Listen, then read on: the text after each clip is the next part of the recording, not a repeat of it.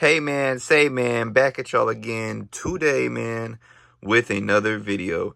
Guys, today I'm going to be unboxing and giving my honest review on the Mackie CR4-X studio monitors. So the Mackie CR4-Xs offer professional stereo quality sound. They have a brushed metal front panel, have an outline in green. It does have a speaker knob on one of these speakers, and you can designate which side you want that to be. 50 watts, I don't know if that's 50 watts each or 50 watts in total. 4-inch woofer, almost an inch tweeter. We have custom rear ports for smooth bass distribution, and they are all wood cabinets. So this includes the stereo to RCA cable, a 1/8 to 1/8 cable, and a speaker to speaker cable. Let's get these guys open and see how they sound. All right, guys, on the top of the box, we have the Mackie logo. And here is what we got looking straight into the box. Nice. So both speaker is individually wrapped and we have the wires there. Here are what those bad boys look like. All that's left inside the box will be the additional wires here. And we have probably an instruction manual and maybe a Pro Tools key. So both of the speakers are very nicely wrapped up to keep them clean. They even threw in some silica beads there. Let's get these things unwrapped. So here are what the speakers look like. They are very premium quality speakers, it seems like. Pretty nice studio monitors. We have that 4-inch woofer right there and almost an inch tweeter on both of them. You have a dominant speaker and a passive speaker. The passive speaker will just have your standard red and black input.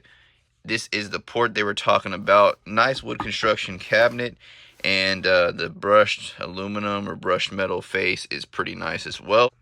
Here is what the back of the powered speaker looks like. You have your left and right input, your left and right RCA input, your output to your passive speaker. You also have your selector switch. This one will designate your powered speaker position. You have your on and off switch here, and it does also come with a power cable. The power cable is just a standard 2-prong cable you can plug into any power strip or wall outlet. These speakers are going to be very simple to set up. Shouldn't take any more than a couple minutes. Here is that front 3.5 millimeter pass-through they were talking about. When you plug into that, it will overrule all the other sound input coming to these monitors. But let's talk about what comes in the bag. So here you have your 3.5 millimeter standard audio cable. Here you have your speaker wire to go ahead and connect both of these two speakers. And this one is your RCA to 3.5, so that way you can designate left and right speaker sound waves. So first, to start off, you're going to want to take your speaker wire and connect your power speaker from here to your passive speaker. To do that, it is very simple. You'll have a black cable and a red cable. You'll just go ahead and connect those to the correct sides on both speakers. That's how that looks all said and done. Very simple. Next up, you're going to want to either connect your RCA input or your stereo single 3.5 millimeter input, depending on how you want to run these speakers. For me, I'll probably just go ahead and do the RCA cables for now. All right, you got your RCAs plugged in, you got your two speakers connected. Last thing to do would be to go ahead and plug this into your sound source and then turn on your power. All right, guys, and here's what they look like all set up. Please excuse all the cable management. I'll clean that up here if I do decide to run with these speakers. However, now that you've got this guy switched on from the back, go ahead and turn on your volume selector. When you turn that on, notice your Mackie logo will illuminate, and your speakers are hooked up and ready to play music. Now, right off the bat, I'm not sure if you guys can hear that, but there is a fair bit of static, and that's not coming from the computer. It's coming from the monitors themselves, so we'll try a different connection to see if that helps. But as soon as I turn them on, there's a pretty noticeable hiss. Let's see if you can hear it.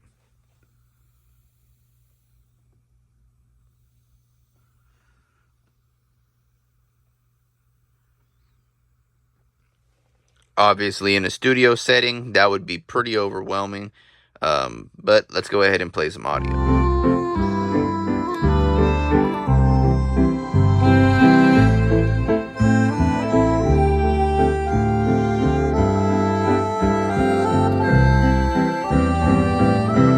So the sound quality, aside from that feedback, is very, very nice on these studio monitors.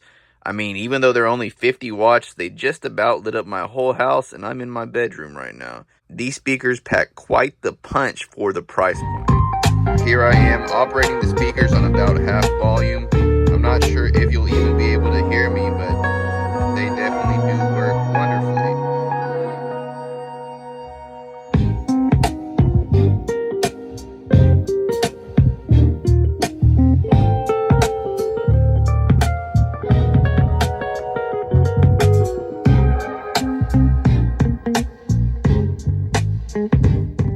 guys, these speakers are honestly a very great quality. For my overall rating, though, however, I'm going to have to give them about a 7.5 out of 10, and that's strictly because of the feedback. That feedback is present no matter how you rig up these speakers. I've tried the 3.5 jacks, I've tried the RCA cables, and I've also tried the standard amplifier cable. Nothing will cut out that static, and it's very unfortunate. These studio monitors are a night and day difference between the onboard speakers on the Mac and the studio monitors themselves, as they should be. Here are the onboard speakers of a MacBook Pro. Now here are the studio monitors.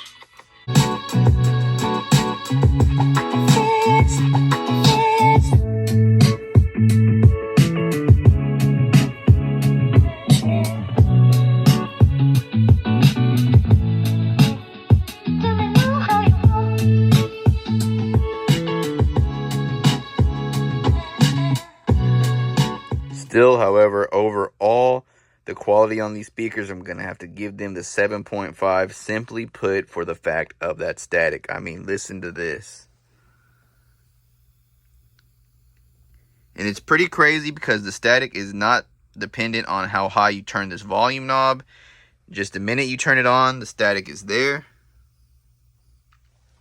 And it will be permitting static until you turn these monitors off. With that being said, when you're playing music, it's pretty hard to pick up the static through the songs.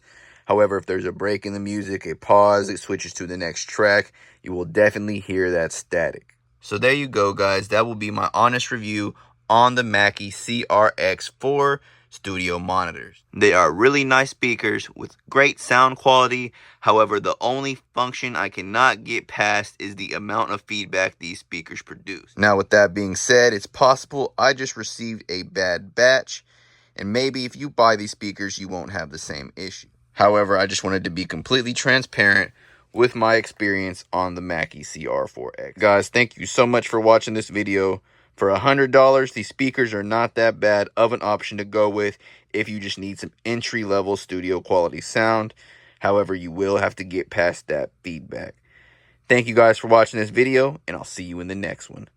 Peace!